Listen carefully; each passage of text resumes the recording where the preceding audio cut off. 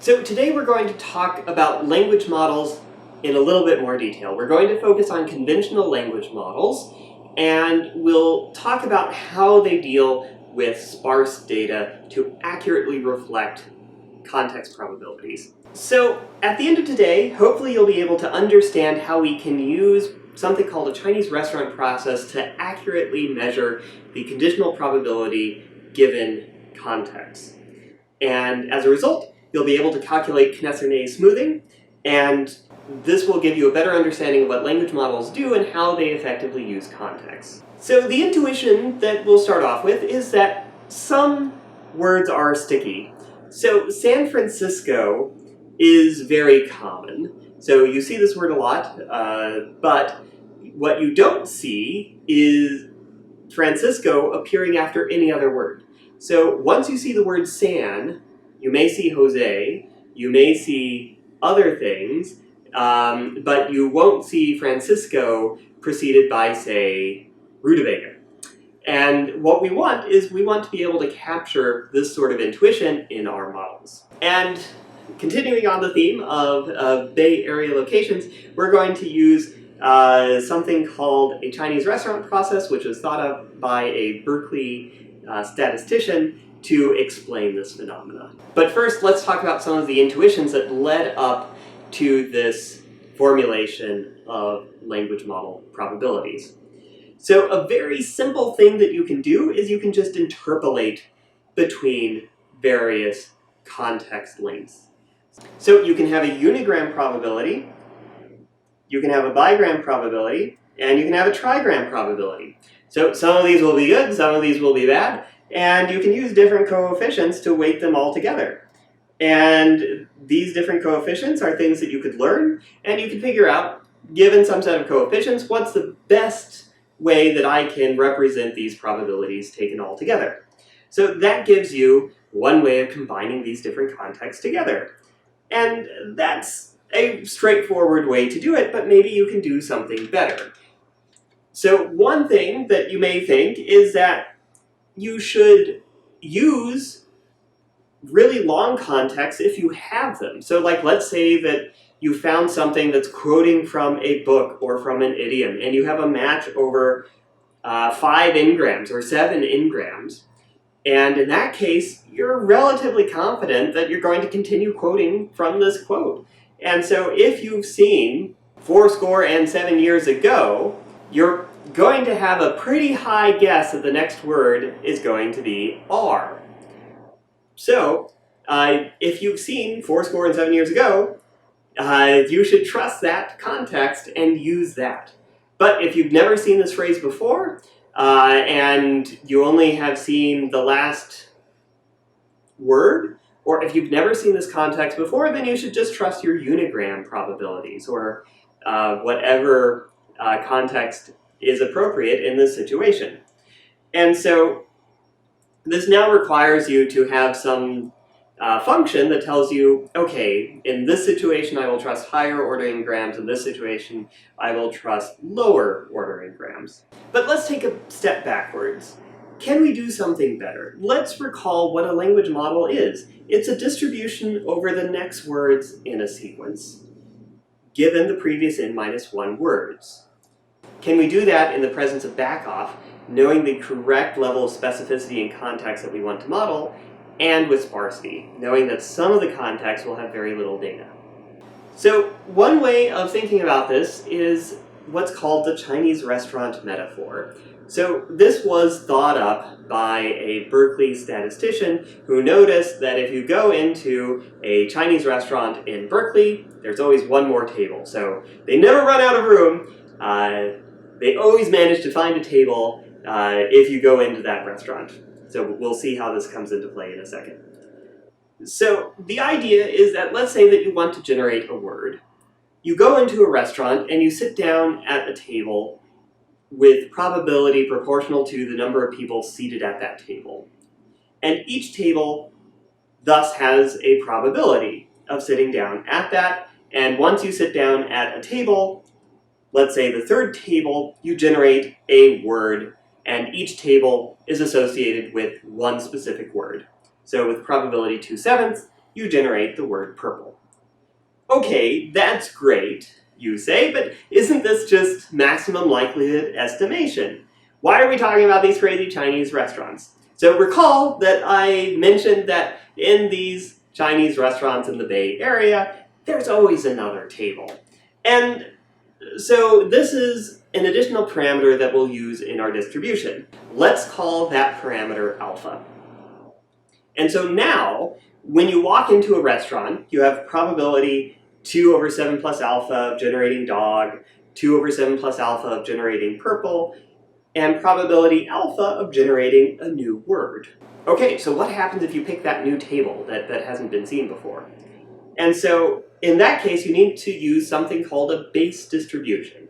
And so this is where the various lengths of context will start coming into play. And so let's say that this is a uniform distribution. So that corresponds to Dirichlet smoothing. But if you go from specific context to less specific context, this corresponds to the idea of Backoff that we talked about before. So we can build up this tree of various contexts. And so, for example, let's say that you want to model the distribution of words that follow all, big, happy. And so then you go back to contexts that have big, happy. And then you go back to contexts that just have happy. And then you go to the unigram distribution. And so you keep going back and backing off. Okay, so this is what happens when you choose a new table. Let's now talk about the mathematical derivation of what happens when you do that. So this is how various contexts fit together in this tree. Let's now see what happens to the distributions when we use this in the Chinese restaurant metaphor. So let's say that we have this data set. So we only have a single sentence and we want to model this with Chinese restaurants.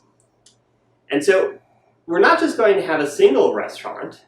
Because we're doing Backoff, we have restaurants for each of the bigrams.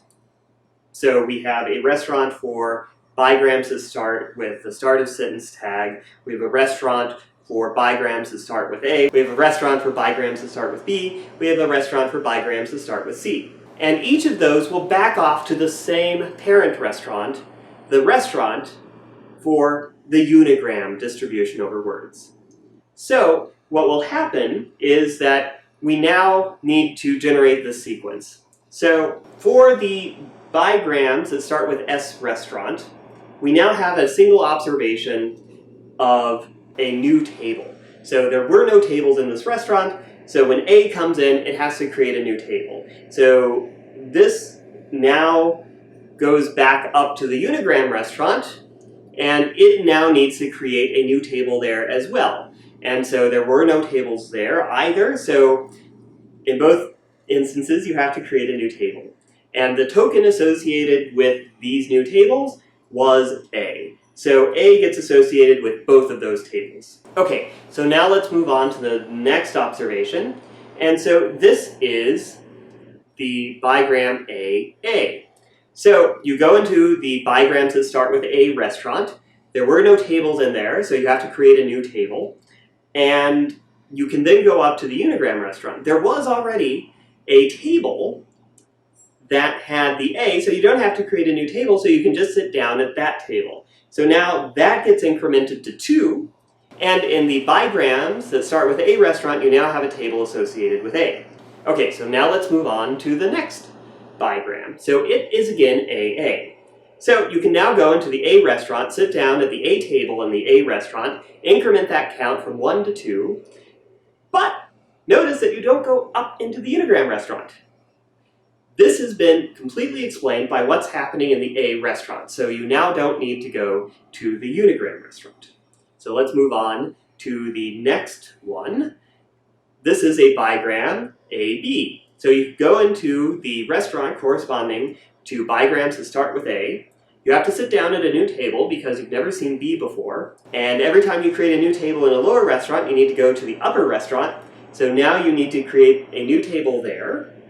both of those tables are going to be associated with B. And so now you have B with count 1 in the unigram restaurant and B with count 1 in the A restaurant. So now let's go to the next bigram, so that's B, A. So you go into the B restaurant.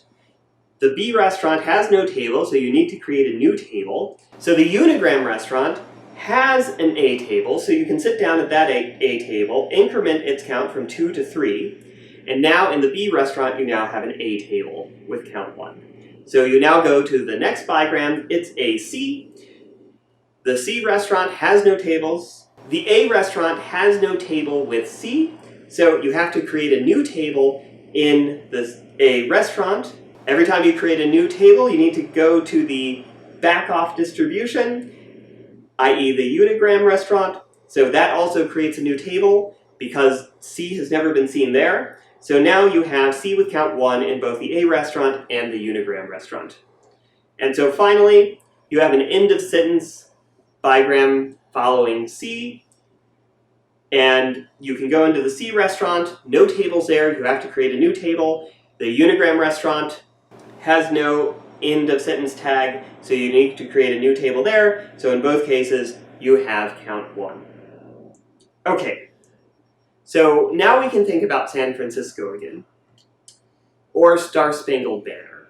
The bottom line is for each of these examples, you will end up going to the context that explains it best. And so if you see Star Spangled, if you've seen the trigram Star Spangled Banner a lot, you will be in the Star Spangled Restaurant, and there will be very, very, very few tables in that restaurant. Basically, the only table in that restaurant will correspond to Banner. And so once you have seen Star Spangled, that restaurant will be almost all banners sitting at a single table. So once you've seen Star Spangled, you'll have very high probability of continuing on with Banner. And similarly for San Francisco, once you see San, there is a limited number of things that can follow. You can see Jose, you can see Andreas, you can see Francisco, and so you'll have a limited number of tables, and you choose those based on the things that you have seen. Okay, so this has been an intuitive explanation, but we need to produce probabilities. I haven't quite told you how to produce those probabilities yet. How do you go from a table situation like this into an actual probability so you can predict a word? So let's look at the equation. So you want to predict the probability of some word being the next word given a context. And so we need to take the seeding assignments. We need to take the seeding assignments as input to this probability function. We also need to know the parameter for the Dirichlet restaurants. So this is the alpha term that I talked about before. I'm going to change the notation here on you, so I'm being tricky, so that it is closer to the reading that I gave and closer to the conventional Knesser-Ney explanation of this. You also need to know the context, obviously. We're also going to introduce these counting functions that keep track of the number of people seated at each of the tables. And so the seating assignments are built up like I talked about before. And there are two seating counts that we'll use: the total number of people seated at a restaurant and the number seated at any table in a restaurant. And then we also need to know what context you back off to. So let's say that you're in Star Spangled, then you will back off to Spangled. Let's take a look at the restaurant that we built up before and compute some probabilities. So let's say that we want to know the probability of the next observation being B, given this seating assignment, and theta equals to 1, and the context being A. So first, we need to look how many people are seated in the A restaurant at a table marked with B. So in this case, there is one person seated at that table, and so the CAB turns into 1. We can also replace the theta with 1 because that's the parameter that was given to us. So we can replace all of the thetas with a 1. And now we need to see how many people are seated at any table in the A restaurant. And so there are 4 people seated at any table in the A restaurant, so that gives us a nearly complete evaluation of this probability. But we're not done because this is recursive. So we've computed this probability, but now we need to back off. And so now we need to go from the B restaurant up into the unigram restaurant. Okay, so now we go to the unigram restaurant. How do we know when to stop? Does this go on forever? So no, there's no place to back off to from the unigram restaurant. After you back off from the unigram restaurant, you just go to the uniform distribution over words, which is just 1 over b. So let's just take care of that, and this is our endpoint. We'll back off again from the unigram restaurant, but only to 1 over b. Okay, so now let's fill in the intermediate probability distribution, the probability distribution given to us by the unigram restaurant. So we replace the uniform distribution and now look at the unigram distribution. So we can fill in the theta, so that's 1 as before. And so now, in the unigram restaurant, how many people are seated at a B table? Only 1, so we can replace that. How many people are seated at any table in the unigram restaurant? 6. And so now we have a complete evaluation of this probability function, and we can compute an overall probability, 0.24, which kind of makes sense. We've seen mostly A's in the A restaurant and B and C, but we can't give 0 probability to, say, the end of sentence marker or C. We need to reserve a little bit of probability for them, even though we've never seen them in this context. And this is a way that allows you to not give 0 probability to those events, but still focus on the things that you have actually seen in your data. Okay, but we're not quite done yet. There's still one more concept that we have to introduce, and this is a concept called discounting. So one thing that people have noticed is that you don't want to have a small number of tables. You want to encourage exploration. You want to create additional tables. And a way to do this is with something called discounting. And so what you can do is you can take a little bit of probability mass from every table and give it to a new table, i.e. the Backoff distribution.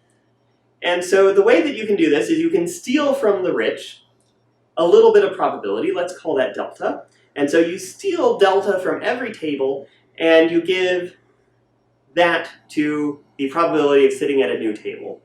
And so there are t tables in your restaurant, so the total probability mass that you have stolen is t times delta. And so that gives a little bit more probability mass to the new tables. And this makes sense because let's say that you're in a restaurant that doesn't look like Star Spangled. It doesn't look like sand. There are lots and lots of tables in this restaurant. You don't want to get so convinced that the tables in this restaurant are everything that you can see. Once you have had a lot of tables in your restaurant, you want to increase the probability that there could be a new table in the future, that you could see some new unexpected word, because you've already seen a lot of unexpected stuff already. You have a lot of tables here. And so you want to have a little bit extra mass so that you're not surprised by the unexpected. And this equation is something called interpolated Kneser-Ney. So this is a probability function for evaluating language models that is equivalent to the Chinese restaurant process that we discussed. And if you use the Chinese restaurant process to encode these probabilities like we talked about here, you can do a little bit better by implementing what are called pitman-yor distributions. So with a pitman-yor distribution, you don't just sit down at a table if the word matches. There's always a probability of sitting down at the new table, even if the word has already been seen in this context. And this empirically gives you a little bit better performance. Empirically, this allows you to predict the next word a little bit better. It's extra computational cost. You have to do something called Gibbs sampling, which we talk about in the context of topic models, but we won't talk about in the context of language models. So this wraps up our discussion of conventional language models. Many people use neural language models. They're a little bit faster to evaluate, specifically on, say, mobile devices where you need to do next word prediction or next character prediction. But understanding the foundations of conventional language models helps you understand what a language model actually does. Neural language models are kind of inscrutable, so that's why I'm still talking about it in this course. I think it's important to understand what contexts are relevant for predicting the next word, and talking about these Chinese restaurant distributions help you figure out what contexts get used and when.